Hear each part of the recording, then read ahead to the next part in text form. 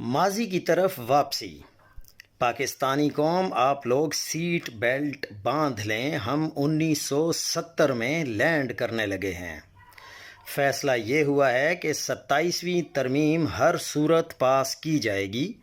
اس کے ذریعے صوبوں کو ملنے والے اختیارات واپس لے لیے جائیں گے، یعنی 18ویں ترمیم عملاً رول بیک کر دی جائے گی۔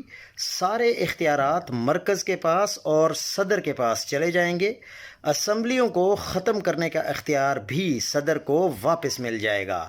صدر اتنا طاقتور ہو جائے گا جتنا مرحوم مرد مومن، مرد حق ضیاء الحق تھا۔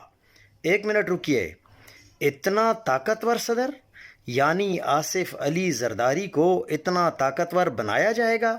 معلوم ہے کہ نہیں، کیونکہ صدارت کا منصب سنبھالنے کے لیے کوئی اور آ رہا ہے۔ زرداری چلا جائے گا تو ٹھیک ہے، نہیں تو اس کو بھیج دیں گے۔ صدر بن کر اگلے 10 سالوں تک اس ملک کی قسمت کو بدلنے کی کوشش کی جائے گی۔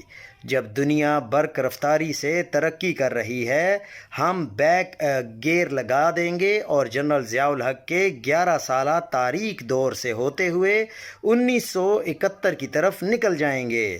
2035 ہمارا 1970 ہوگا اور 2036 تقریباً 1971 بن جائے گا، جیسے فیلڈ مارشل ایوب خان کے 11 سالہ دور کے بعد ہوا تھا۔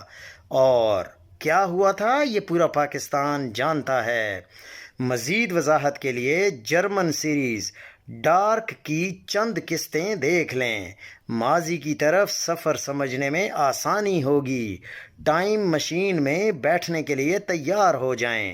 ڈرائیور تو بیٹھ چکا ہے، بس آپ لوگوں کا انتظار ہے، کیونکہ ڈرائیور جب بیٹھ جائے تو اس کو سواریوں کی ضرورت ہوتی ہے۔ سواریاں ہم اور آپ لوگ ہیں، آپ لوگ سوار ہو جائیں۔